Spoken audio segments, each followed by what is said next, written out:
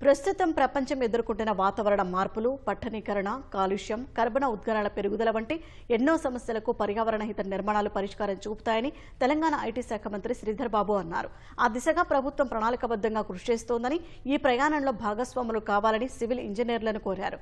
Association of consulting civil engineers Hyderabad శాఖ ఆధ్వర్యంలో engineering staff college of ఇండియాలో నెక్స్ట్ జెన్ హైరస్ బిల్డింగ్స్ అనే అంశంపై నిర్వహించిన 2 రోజుల జాతీయ సదస్సును మంత్రి ప్రారంభించారు.